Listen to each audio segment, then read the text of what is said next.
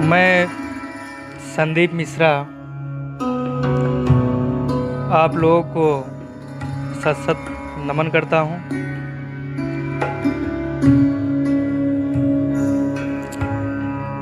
आज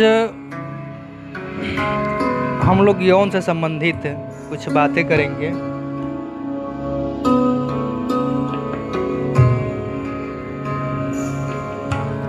कि ऐसा क्यों होता है हम लोग के साथ, हर व्यक्ति के साथ। यौन आकर्षण क्या है? अगर जब यौन आकर्षण है तो प्रश्न ये उठता है कि क्या ये गर्भ में वापस लौटने का आकर्षण है, कैसे क्या है। आज इन्हीं सब बातों पे कुछ चर्चाएं होंगी, ध्यान दें आप लोग। तो ये आकर्षण है यौन का, यह चाह भी उसी का अंग है। प्रकृति में हर चीज स्रोत पर लौटना चाहती है, यह एक नियम है। बीच में कुछ भी हो असंगत है। हर वर्तुल पूर्णता पर जाता है, आरंभ पर मूल स्रोत पर पहुंच जाता है व्यक्ति। पुरुष जो है गर्भ से पैदा होता है, जब भी वह क्षोभ या विषाद में होता है, जब भी संसार में बहुत अधिक जिम्मेवारियां मिल जाती है, जिम्मेदारी होती है, बोझ होते हैं, सब कुछ भारी हो जाता है, वह गर्भ में लौटना चाहता है। इसलिए स्त्री में प्रवेश करने का यह आकर्षण है, यह चाह है। लेकिन हम प्रवेश नहीं कर सकते, हम दोबारा बच्चा नहीं बन सकते। तो संभोग एक प्रतीक बन जाता है, वह प्रत्येक व्यक्ति के वह प्रवेश प्रतीकात्मक हो जाता है। हम फिर गर्भ में पहुंच जाते हैं। इसलिए संभोग इतना विश्रामदायी आरामदेह होता है, सब तनाव खो जाते हैं, मन जो है बोझ से मुक्त हो जाता है।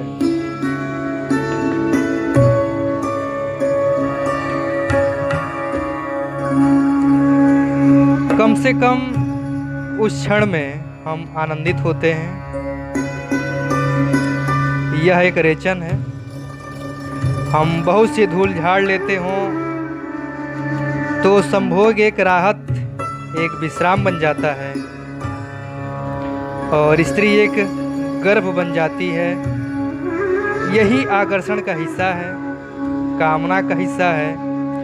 हो सकता है हमें इसका पता न हो, लेकिन आराम के लिए हमने जो भी बनाया है वह गर्भ जैसा ही है। एक बंद कमरे में शरीर के तापमान पर शांत बैठकर हम आसानी से विश्राम कर सकते हैं। और यदि हमारे शयन कक्ष में गर्भाशय के सभी गुण हो तो हम गहरी नींद सोएंगे।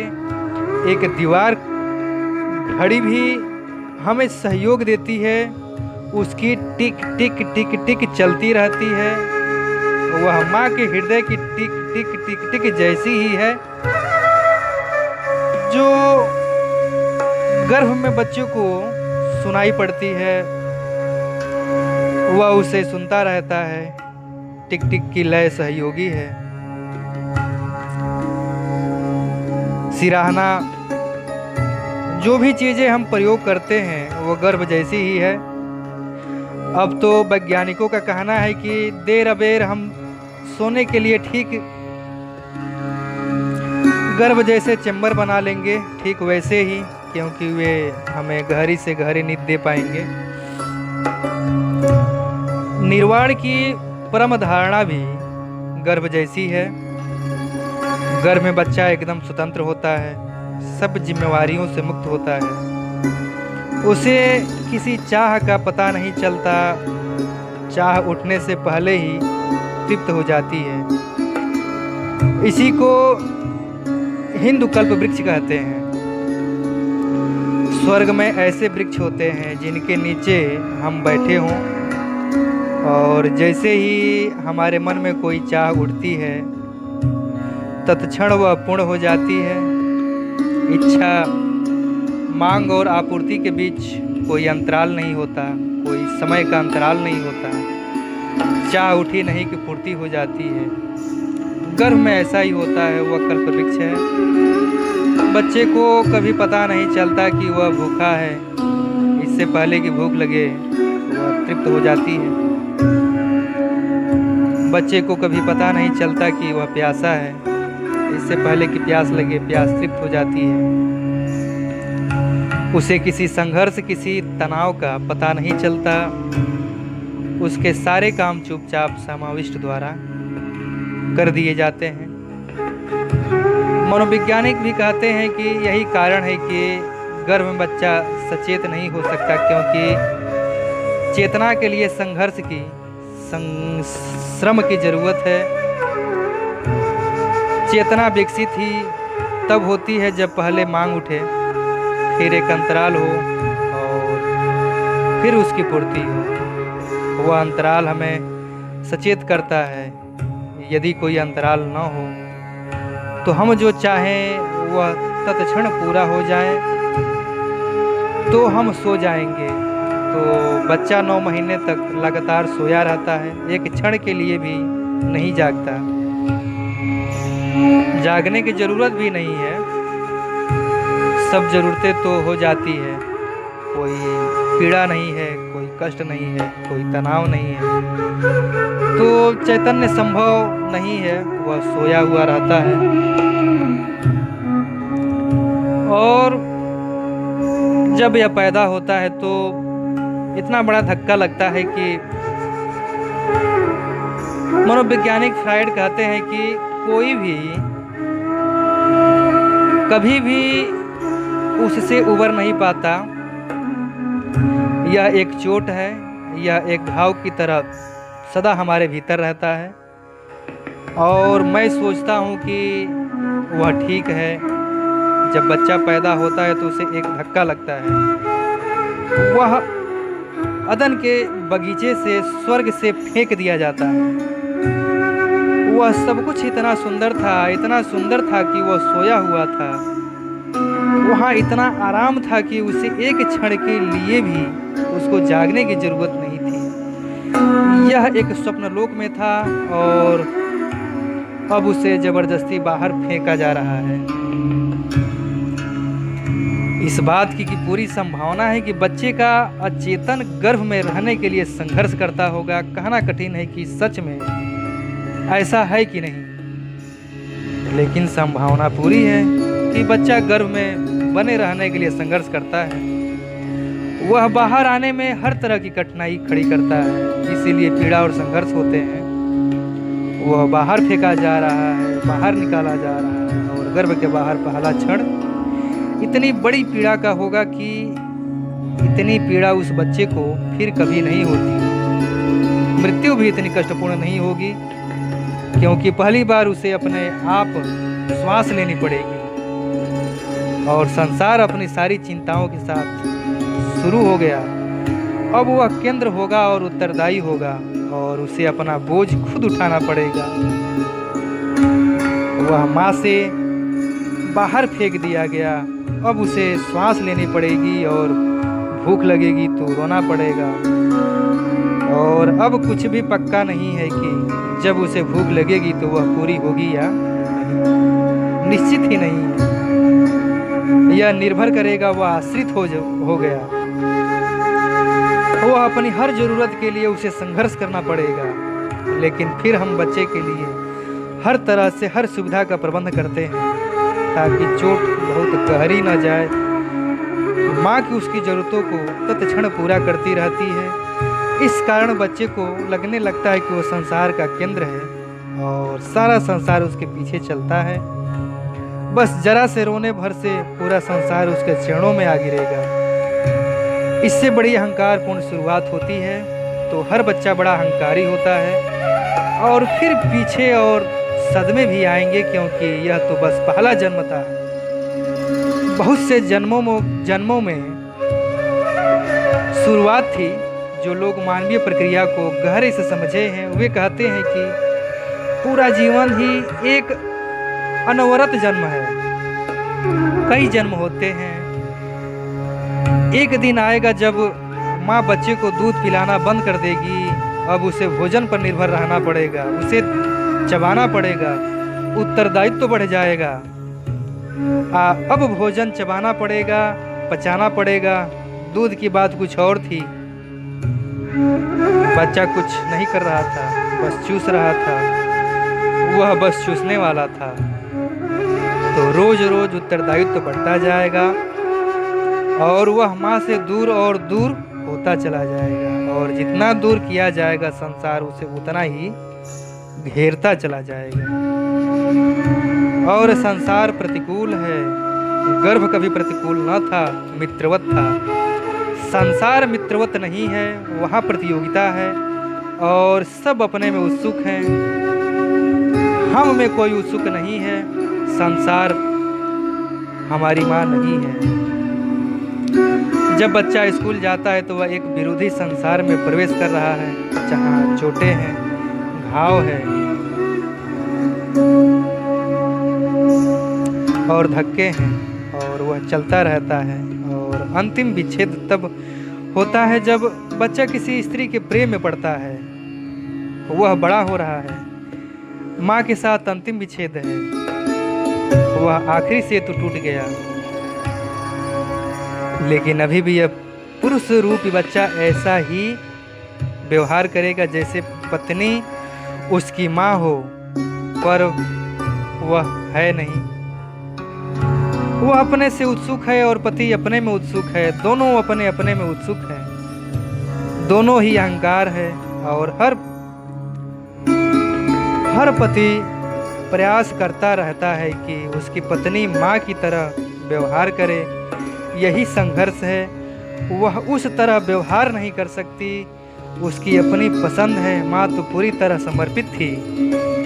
तो हर पुरुष अपनी पत्नी से निराश होता है क्योंकि कोई पत्नी माँ नहीं बन सकती। इसमें अच्छी या बुरी पत्नियों का सवाल नहीं है। कोई पत्नी माँ नहीं हो सकती। तो हर पुरुष निराश है। मैंने अभी तक एक भी पुरुष नहीं देखा जो अपनी पत्नी से निराश न हो। निराश न होना असंभव लगता है क्योंकि वह चाहे बिल्कुल असंभव है, लेकिन पुरुष को अच्छा लगता है जब वह स्त्री के भीतर प्रवेश करता है। वह दोबारा गर्भ में पहुंच जाता है। वह प्रतीकात्मक प्रवेश है। उन थोड़े से क्षणों के लिए वह सब चिंताएं, संसार, सब कुछ भूल जाता है। वह फिर बच्चा हो जाता है। किसी पुरुष को अपनी पत्नी या अपनी प्रेमिका के साथ गहन प्रेम में देखो, उसका चेहरा एक बच्चे की तरह नजर आएगा। सब तनाव जा चुके। तो यह संयोगिक नहीं है कि प्रेम करते समय पत्नी पति को बेबी कहती। मैं एक घटना पढ़ रहा था। आधी रात थी और एक घर में आग लग गई थी। अंतिम क्षण में एक स्त्री को बाहर निकाला गया। वह पागलों की तरह रो रही थी। मेरा बच्चा अंदर आ गया और फिर अचानक वह बच्चा निकला। छज्जे पर 360 पाउंड का पुरुष खड़ा था और वह बोला, चिंता ना करो, मैं जीवित हूँ और अभी आ रहा हूँ। और सारी भीड़ हैरान थी कि मामला क्या है, लेकिन वे गहन प्रेम में थे, साथ साथ सोए हुए थे और उस क्षण पुरुष बच्चे जैसा हो गया था। मन हर तरह से गर्भ जैसी स्थिति पुनः पाना चाहता है, लेकिन हम गर्भ में पुनः प्रवेश कर नहीं सकते, संभोग में भी नहीं। केवल ऐसा आभास भरा होता है। गर्भ में प्रवेश करने की एकमात्र संभावना शारीरिक नहीं, मानसिक है या गहरे तल पर आध्यात्मिक है। यदि हम समाविष्ट एक साथ एक हो सके तो पुनः गर्भ में पहुंच जाएंगे और यह हमसे छीना भी नहीं जा सकता।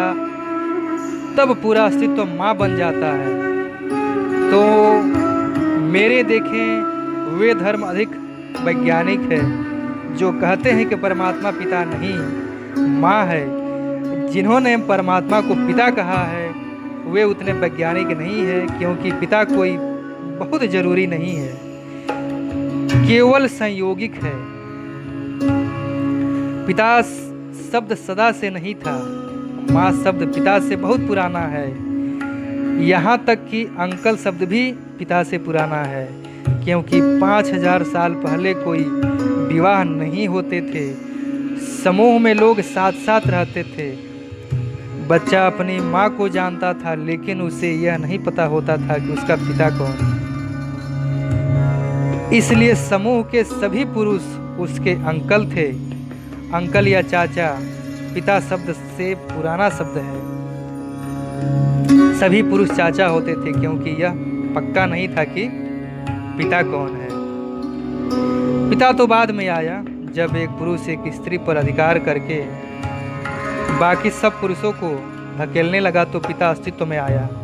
और यह भी निश्चित नहीं है कि वह सदा रहेगा, क्योंकि परिवार बिखर रहे हैं। परिवार शाश्वत नहीं है, बस संस्थागत है। लगता है कि पिता विदा हो रहा है, भविष्य में वह बच नहीं सकता। पिता के लिए कोई आशा नहीं है, वह समाप्त हो जाएगा। अंकल फिर से महत्वपूर्ण हो जाएगा। माँ बुनियादी है, पिता सामाजिक है। उसे छोड़ा जा सकता है, यह समाज की मान्यता पर निर्भर करता है, लेकिन माँ को नहीं छोड़ा जा सकता। तो जो धर्म और परमात्मा को माँ की तरह मानते हैं वे वास्तव में अधिक गहरे हैं। जब हम मातृवत परमात्मा में प्रवेश करते हैं, उसके साथ एक हो जाते हैं, तो हम शाश्वत गर्भ में प्रवेश कर गए हैं। तब कोई पीड़ा नहीं होगी, कोई कष्ट नहीं होगा। अब तुम कभी बाहर नहीं फेंके जाओगे। यही अवधारणा है हम लोगों की। हमारा धर्म ही हमारी माँ है, हमारा समाज ही हमारी माँ है। आप स्वयं विचार करें।